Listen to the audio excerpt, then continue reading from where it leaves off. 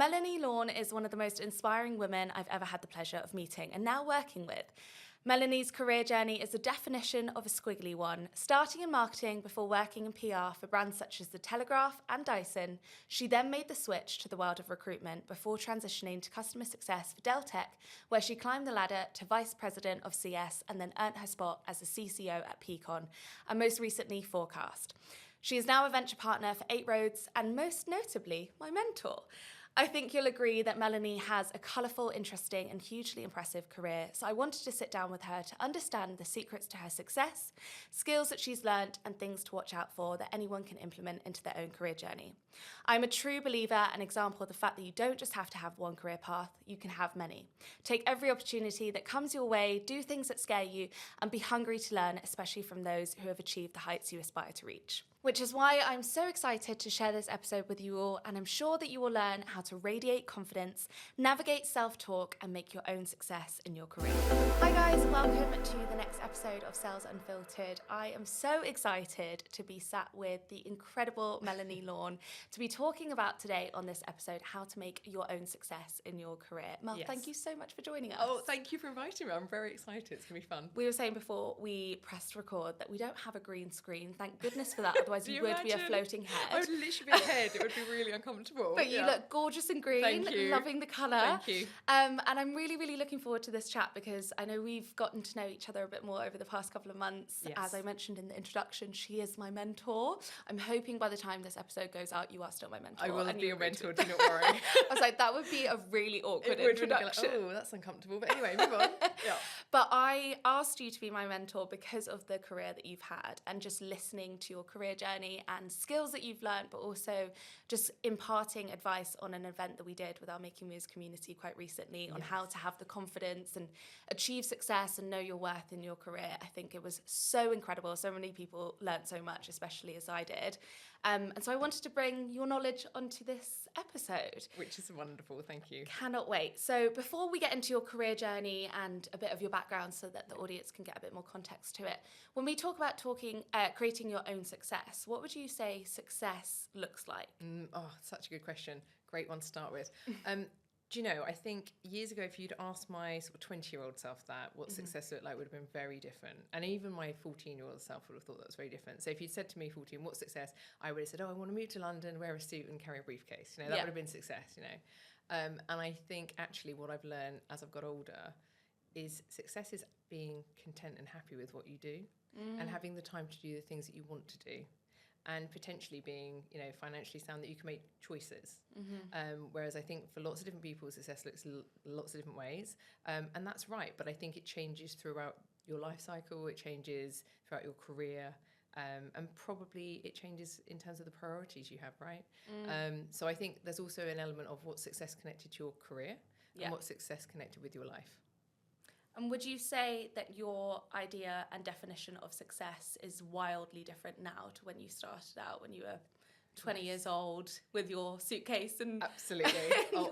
100%. It's so bizarre when I think about myself then to now. It's almost like thinking about a different person. Really? So, yeah. So I think, you know, as I was, you know, left college and came to London, I always knew I wanted to work in London. Like, it was the thing I wanted to. I'd come from Sussex, lived down by the coast, and I always wanted to come to London and work. And I don't even know where that came from, actually. I'm not sure, perhaps TV or something. But I think success back then was having a job, earning a good salary, being able to live independently. And probably in my head, it was about going up the same ladder. So when I first came to London, I worked in marketing and PR.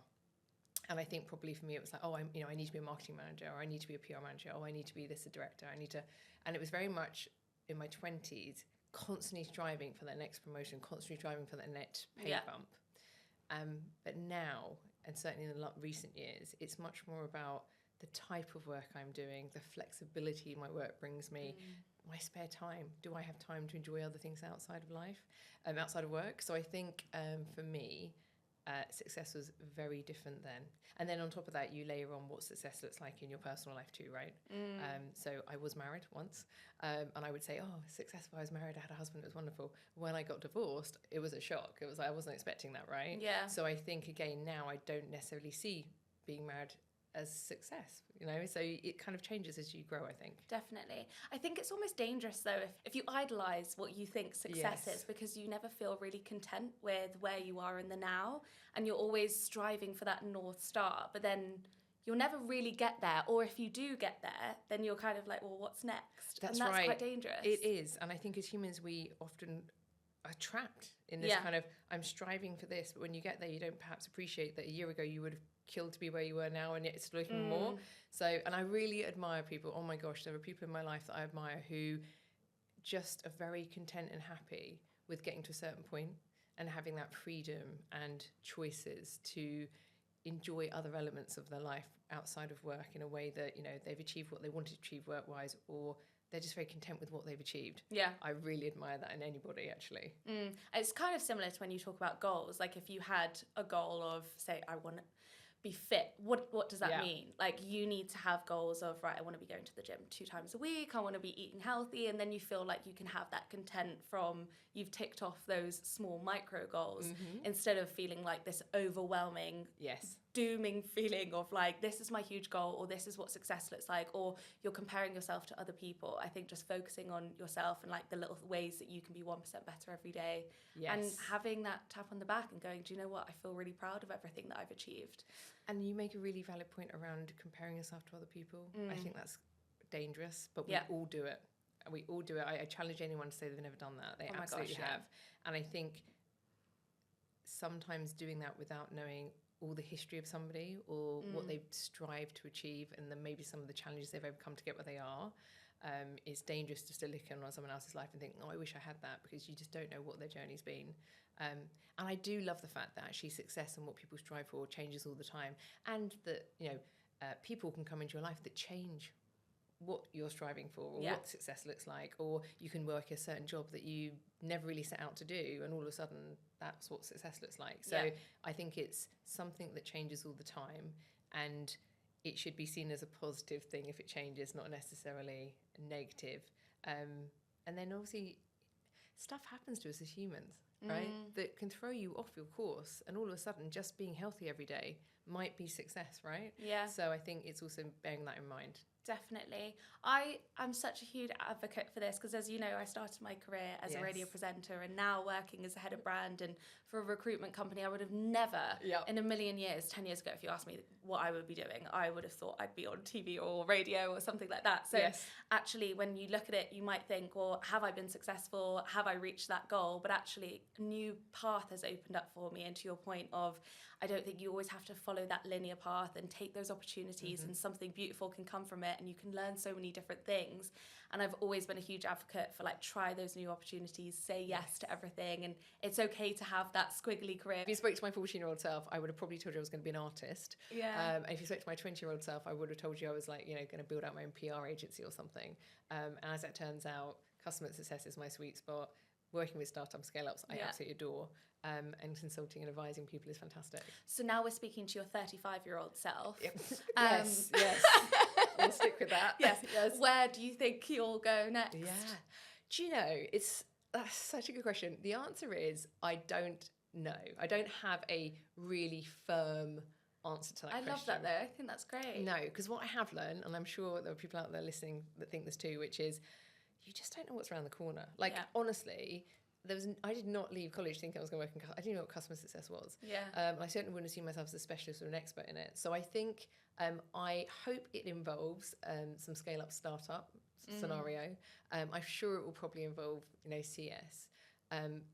The thing that I know for sure it must involve is managing people. Like, I really enjoy that element of like the people element. So I don't know. I'm very happy doing what I do. If I carried on doing this for the next 20 years, I'd probably be just fine by me.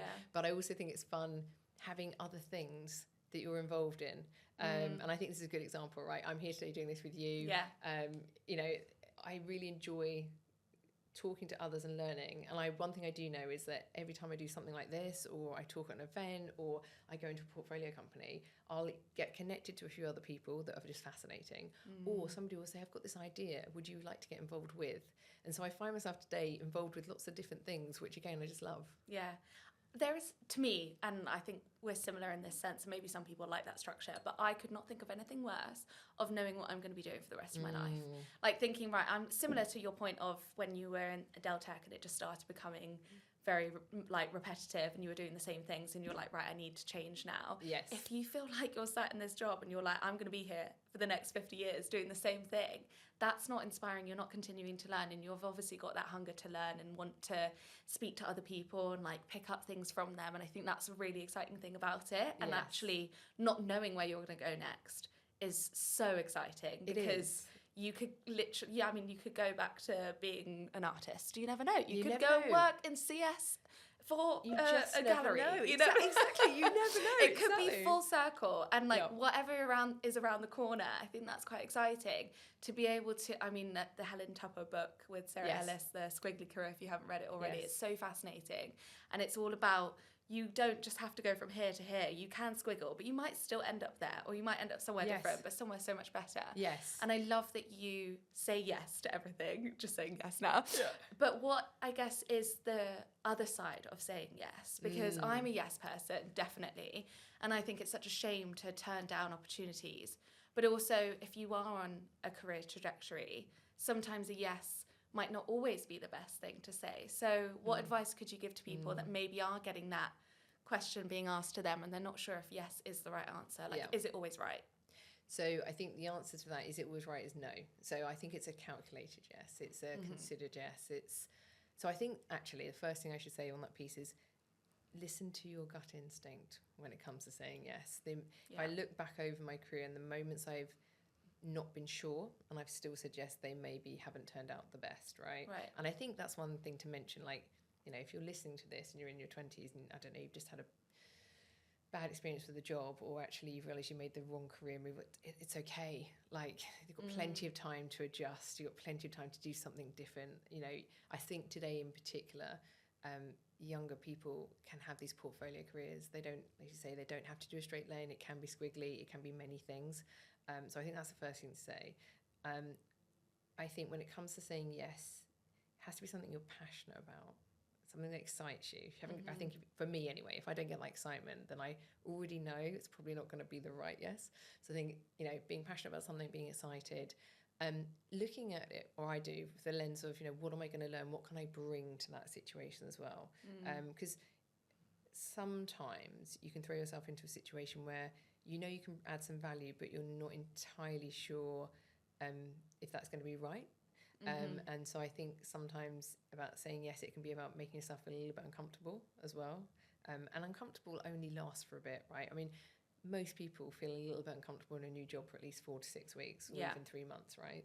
Uncomfortable is okay. Uncomfortable sharpens your thinking. Uncomfortable sharpens the way you do things. So I think that's okay. But overall, I think listen to how you feel before you say yes. And the other thing I would also say is if you instantly know it's a no, just say no. Yeah, and I think that's a good rule in life generally, because I think sometimes when I haven't said no, a few weeks later I'll be like, oh my gosh, why wasn't I brave enough? And I think that I've learned with age. I think as you get older, you become a little bit more confident in saying no and the power of saying no. Yeah. And it's funny because in the world of CS and managing teams, I teach my teams that it's better to give a direct no from the gate than it is to do a maybe, let me come back to you. Some people want to know where they stand on stuff. So don't be afraid to say no if it feels like it's a no. And if you're not sure if it's a yes, listen to what you're thinking and how you feel. In sales as well, they say it's important to get that no because you're going to get it down the line. So you might as well get it now. Yeah. It's not actually always a bad thing. And also I think important to say, I mean, obviously sometimes it's not that easy to reverse it, but just because you've said yes doesn't mean that you're stuck in that for life. Absolutely. Oh my gosh, you can absolutely. change and you can go, do you know what? I tried it. I always think, like, try something once. What's the worst that can happen? You don't enjoy it, and then you go back to what you were doing before. Yeah.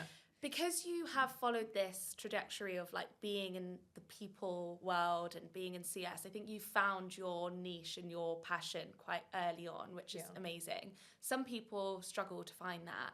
and I think can maybe try a few different things and still not really be sure where they are meant to be. And there is that fear, and I did a post about this recently actually, and sometimes I feel like this myself, like a jack of all trades but a master of none. Yeah. Because you're trying to be a sponge, you're trying to soak up loads of different things, you're trying to find your pocket. What advice would you give to people? Like, is that okay to be a jack of all trades and a master of none, or do you think that you should find that one thing? Because it's quite difficult sometimes. Yes. Not everybody's going to be incredible at just like one thing. No. And also I think there's a piece here about what's incredible, right? Because some people might look in and think, oh, they're good at that, but what's incredible, right? So I think the answer to that question is really what's right for you. And also not to panic, like, take a breath.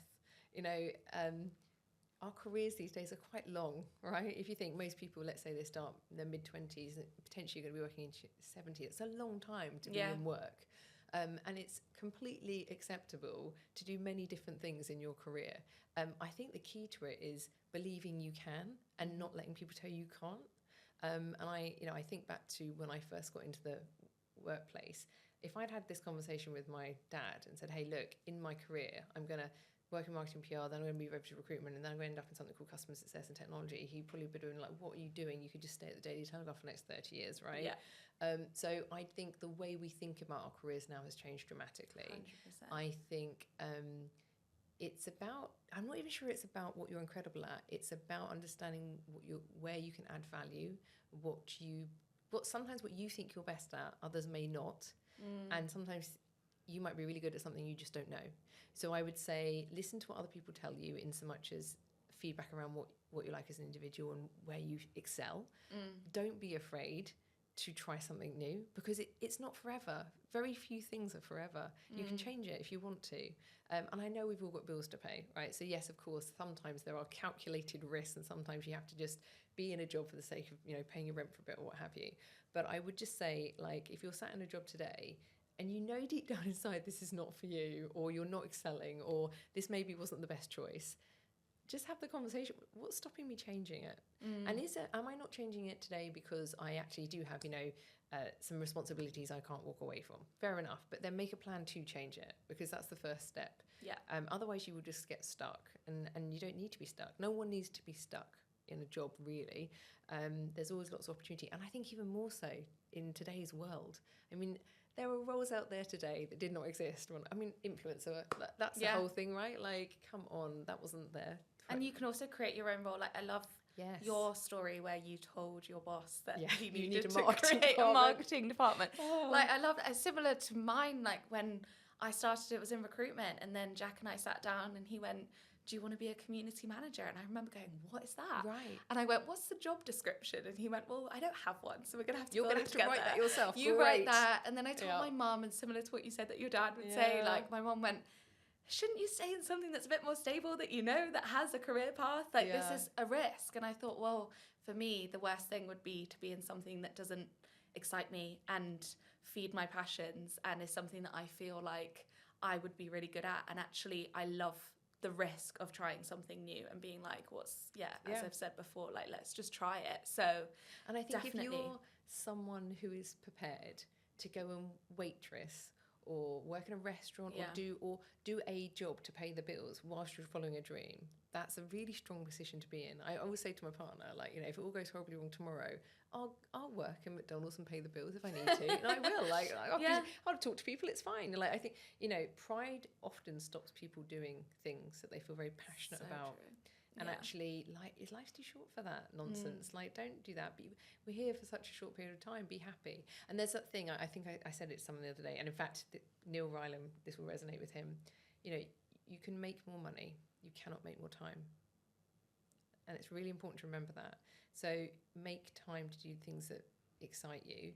And yes, I know we've all got constraints, but don't become a slave to the dollar. If you can help it, right? There are smart, especially in today, there are lots of ways that you can financially support yourself while you're following dreams, right?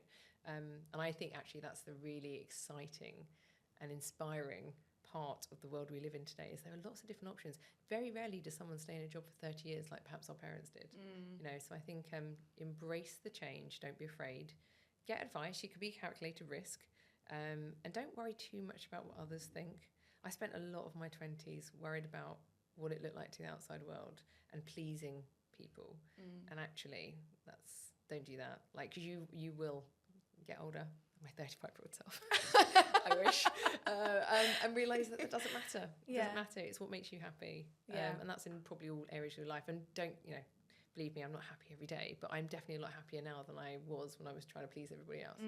Yeah, comparison is the thief of joy, definitely. But I also think one of the things that can really affect us that I'd love to talk to you on is self-talk and imposter syndrome. Yes. I know it's something that we've chatted about before, like everybody deals with it. And I know there was a Forbes article that said 70% of women deal with imposter syndrome, but I actually think that's higher. I think everybody deals with it. Too. And I don't think it's just women as well. No. Men deal with it. So for people that are listening that maybe are going through that negative self-talk or imposter syndrome, how would you give them actionable advice to snap out of it?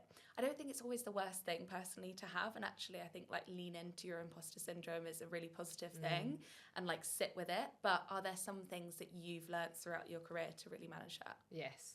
So I think you've just touched on something there, which is absolutely right, which is I think a lot of people suffer with this. In fact, if I think about many of the people I've mentored or coached over the years, it's probably the thing that comes up the most.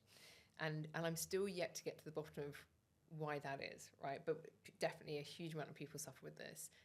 Men and women, you're absolutely right. This is not just a female thing at all. Yeah. I think the difference is we probably communicate that out loud more, maybe. What I would say is the piece you just mentioned about leaning in. Often, imposter syndrome can be a great fuel to try harder, to be more, to take more risks. So I think it's always about just turning it on its head slightly and identifying what it is first and foremost and being okay with that. And you've said, be with it, sit in the feelings. Absolutely. And I think that's a generally good rule in life, sit in your feelings sometimes, right? But don't let them debilitate you from moving forward. Yeah. And I think that's where it can be scary for some people, where they're so, like you say, in their head on it that it stops them moving forward. So I think one, identify that could be what's happening. Two, look around you. Yeah, because a lot of people are suffering with this. I think get it under control is probably my piece of advice, which is use it for the good. So, okay, if you're feeling that way, how am I going to turn that on its head and not feel that way? Well, sometimes that's just through building the right relationships at work, peer relationships. Sometimes it's learning something more in a certain area that you don't feel so comfortable or confident on. Yeah. Other times it's making a complete change. But I would say don't always see it as a bad thing, because it's not. And then I think if it is really stopping you from moving forward, then take some advice, get a mentor, get a coach, thrash that out. Because I meet a lot of people who maybe struggled with that before they worked with people that built them up and showed them they are good at something. It's a really difficult one, but I would just say turn it on its head, and by doing that you can use it for good. It doesn't have to stop you moving forward. Yeah, and I think it's okay to feel like that, and I don't think, as you said, you're not going to be happy every single day. You're not going to feel super confident, and sometimes we do just have to put on a bit of a front, and actually the more of a front that you put on, then that actually will help internally, and you'll be like, oh, well, I'm playing this character that I'm okay, and then you will start feeling okay. And I'd love to get your thoughts on this as well, because there's been so many talks around, especially how women do this, that they talk themselves down. They'll come in and they'll go, gosh, I'm so lucky to be here. Thank you so much. That word, I don't lucky. Know. Yeah, I don't know why I'm here. Yeah. Or you'll walk into a room and you'll go, sorry, can I just have it? Why do we say sorry? Stop with those apologies before you speak. Own the room, be confident, you deserve to be there. How can we, it's so easy to say that though. I'm sat here saying it, and then tomorrow I probably will apologise for something. Right. It's a habit. How do you stop? Oh my gosh. So I used to work with a lady, very bright lady. And I think I'd managed her for about 3 or 4 weeks. And the thing that I really noticed was she would accidentally, without realising it, be putting herself down in most meetings. So things like, starting a sentence by saying, forgive me, but... Yes. Or, I even heard her once say, oh, sorry, I'm being a bit blonde. And I... Was she blonde? She was blonde, but despite that, I remember just within the first few weeks thinking, okay, I need to take her aside and have a conversation with her. So I think the first thing is, if you see it in others, call it out nicely that, you know, because I think sometimes we're not aware we do it, right? That's the first thing. Yeah. The other thing is about breaking a habit. So if you see it in yourself, find other ways of saying the same thing that perhaps, so for example, you've just mentioned, you know, walk into a room and say, oh, I'm sorry, but, walk into the room and say, you know, oh, catch me up, what have I missed? Is a much more positive line. It's a much more positive phrase. And I think, honestly, I think this whole situation has definitely improved over time, right? I definitely believe that. But I think it's a mindset. And me personally, I've never consciously sat around and thought, oh, I'm a woman in tech. And I got asked this on a call the other day. Someone said, you know, do you think being a female has held you back? And first of all, I was a little bit like, oh, that question just doesn't sit comfortably with me anyway. Yeah. But secondly, that's not how I see this. And I think I would encourage any woman in the workplace to just look differently. You're there because you're good at your job. That's, you know, most of us are in our jobs because we're good at what we do. That's the first and foremost. So hold that first and foremost, like that's your North Star.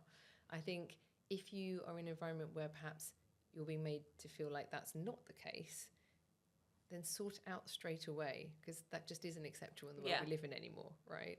And then on top of it, help yourself, which is break those habits. So if you know you're doing that type of thing, train yourself not to do it. You know, you can break any habit within 30 days, allegedly. I mean, I'm not so sure about that. Still eating chocolate. I was just about to say, I still like drink way too much Pepsi Max every day. But my point is like, be conscious. And I actually think that's probably the best piece of advice about anything in your career. Be conscious about what you do.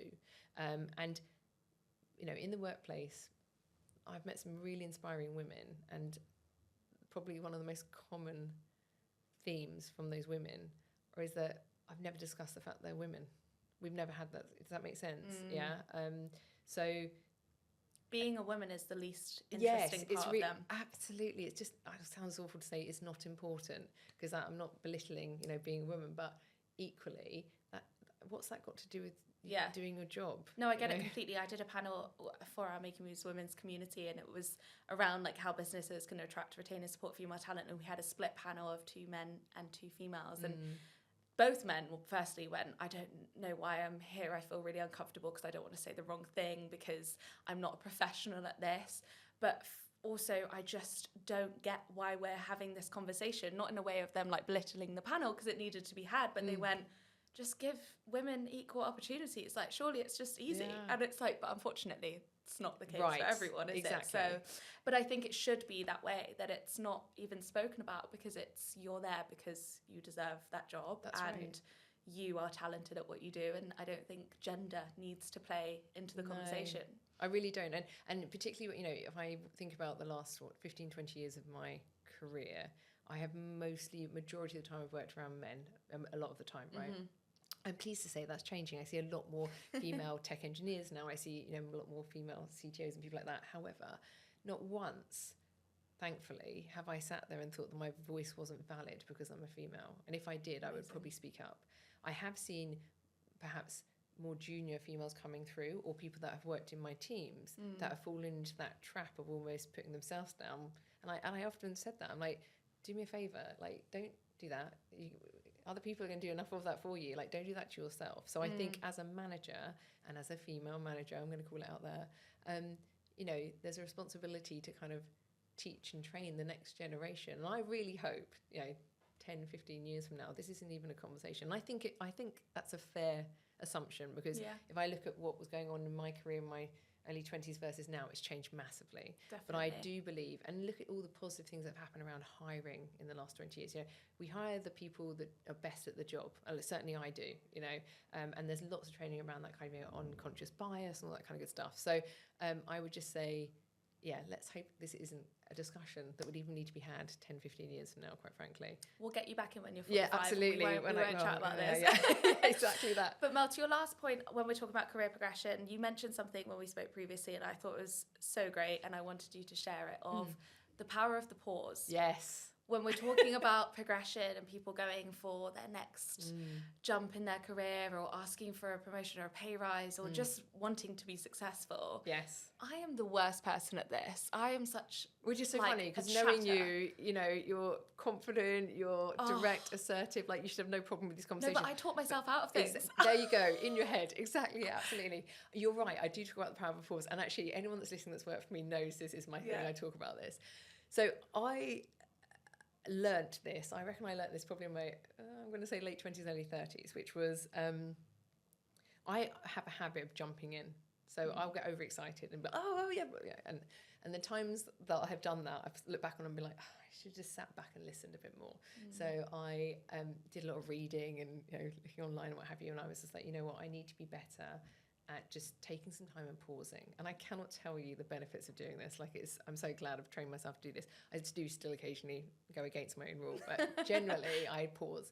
And certainly in the world of sales, in the world of negotiation, in the world of where you're dealing with customer relations or client relationships, that pause, albeit can sometimes be very uncomfortable, is very powerful. It's a very powerful non-verbal communication. And I'm sure anyone listening that is involved in sales and negotiation knows this, but equally, if you watch media interviews, it is often done when people are being interviewed on television as well, which is just take that moment and let somebody sit with the question or let somebody sit with the decision before you start talking, because you can often do a lot of, you can unravel all your good work by just keep talking. So to your place around asking for a promotion or asking for a salary increase, you will have gone into that room very prepared, no doubt, right? Most people do. And you will have put your case forward.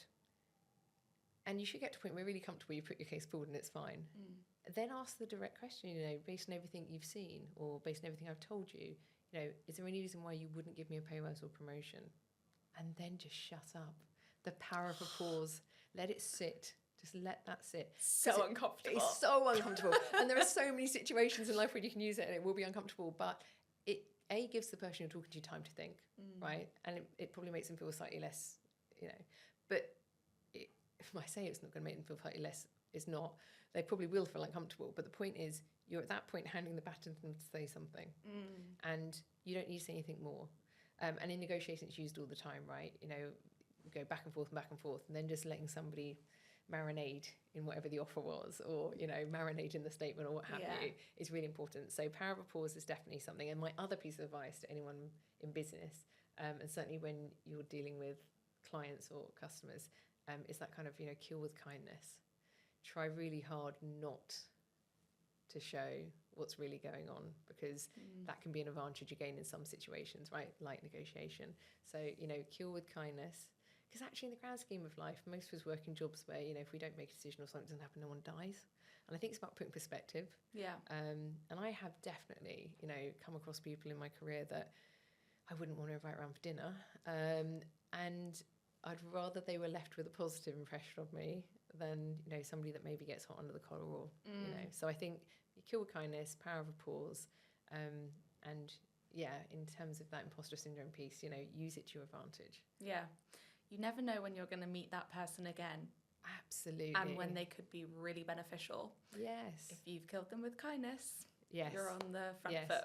And let's be honest, we've all been in these situations, and I certainly have. Anyone that knows me knows that, I can be quite direct and quite assertive. Surprise. That when you start to, lose it or start raising your voice or shouting or all those kind of things, you're not going to get what you want anyway. So at that point, nobody's listening. So the pause is much stronger. It's actually a much stronger piece of communication. Do you know, I was thinking about this and I wonder whether that's why people prefer to text instead of speaking in person, because once you've sent that text, it's gone. And you're just... And then you've passed the baton, like you said, over to that person, and then they have to respond. Certainly if I have to have a difficult conversation with a friend or a family member, I would rather write it down and send it to them instead of speaking, because I will say what I mean and then I will continue to explain what I've just said. And I see that all the time. And just make it sound worse. And then you're there and I'll go, word vomit. So it's just easier to sometimes Absolutely. get your things on a piece of paper and send it off, because there is that ability to pause because you're literally sending it. So, and it's interesting you something I need touched to on learn. something there, which is that we live in a world now, don't we, where we tend to text and email more than we Yeah. ever, you know, like I definitely am. It's written communication a lot more than it ever has been, I think. Which is why I think if you're good at doing this type of thing, or you're actually very comfortable having those face-to-face or those telephone conversations in a way that it's a pleasant experience for the person at the other end, it's a really good skill to have. And lots of jobs still require people to be able to really communicate well in person and to, you know, explain something. And I think it's about reading the people in the room, isn't it? There's obviously lots of things out there that help you understand the people you're communicating with in the world of business. But, you know, I was just talking about this at home the other day, actually. Like, if you're reading someone in a room and you can see that there's somebody that perhaps is very, you know, direct and to the point, or there's somebody that likes to be personable and friendly, or actually they're complete opposite, they just want to sit quietly but they need all the detail, or, you know, somebody that has to have all the detail to make a decision, recognise that in the person you're working with, or recognise that in the client you're dealing with, or I know the boss you're approaching, and, you know, taper the way you approach them. Mirror them, yeah. Exactly. And I know that seems like a really basic thing, but often I think if you just take that time to assess what you're dealing with, it will make communication and the results much better. Mel, thank you so much for being on the channel today. I have learned so much from you, and it's just been so fascinating to hear your career journey and all of the advice that you've shared. I'm sure that people that are listening are going to take this into their own careers and make sure that they're successful. And yeah, I'm definitely going to do the same thing. So as we finish every episode here on Sales Unfiltered, I'd love to ask you the question that we ask every guest, which is, go for it. what is one challenge, and I know that you might have had lots, but one challenge that's really shaped you to where you are today in your life and career? Okay, the first thing that springs to mind is I had a particularly difficult boss in one of my roles in my 20s who I would physically feel sick dealing with, just because that person was incredibly direct. I wasn't very confident at that stage of my career. And I would say learning how to deal with those types of characters and overcoming that has helped me. And it took me a good year, 18 months to really overcome how to deal with that type of person. So I would say embrace the difficult. If you can get past difficult situations in your career and learn a way of handling things that maybe you're not that comfortable with, it will set you in really good stead for anything that's thrown at you that comes down the line. How did you do that? I took a lot of advice from people that I worked with, and there was a mentor I had at the time, and I would bring certain situations, say, right, this happened, this is how I reacted, how would you react? And I would take advice from people. I remember buying like this cassette tape that was kind of like, you know, I know, I suppose it would have been the equivalent of coaching or mentoring today. Yeah. And I remember listening and thinking about that. And then actually what I did, and the thing that was a really big turning point, and I believe this, I carry this through with me now, is I actually just sat that person down and told them how it made me feel and how could we work to improve our relationship and for that person to get the best out of me. And at that age, it was quite a scary thing to have that conversation with that person, because the person was very senior, very well known, very respected, and it helped me a lot. Even just being brave enough to have that conversation. When I deal with people that I struggle with now, or I come across people that I struggle with now, which thankfully doesn't happen very often these days, but when it does, I try and be braver and bolder sooner. I think it's just about having that conversation with them, and to your point where you told them how that makes you feel, I think that's really powerful, because they probably weren't aware of how they made you feel. And quite frankly, they might not care, but at least you're feeling as though you've tried. So therefore, if you don't, you know, overcome the situation, you decide to move on or do something different, at least you know you've tried. I think in life, you regret the things you don't do. It's really important. Like, you don't want to... Regret is horrible, right? And thankfully I don't carry too much regret around, but I just think if I look back at things I do regret, it's the things I didn't do, it's not the things I did. You've said so many great lines that I need to put on T-shirts. I'm like, we could make merch off this episode. Maybe that's our side hustle. There you go. Do you know when I said, where are you going to go in your career? That'll be it. You Just wait. insert slogans and merch. Watch this space. Absolutely. Click the link in our bio to subscribe and pre-order the merch from Mel. I can't wait. My head's already spinning. Thank you so much, Mel. That was a really interesting challenge to learn from, and I can't wait to actually see where your career does go. Like I said, thank you for having me. I've really enjoyed it. Thank you. Thank you so much for listening to this episode of Sales Unfiltered. If you enjoyed this conversation, I would love for you to hit the subscribe button, and if you're feeling extra generous, leave us a quick review. See you next week.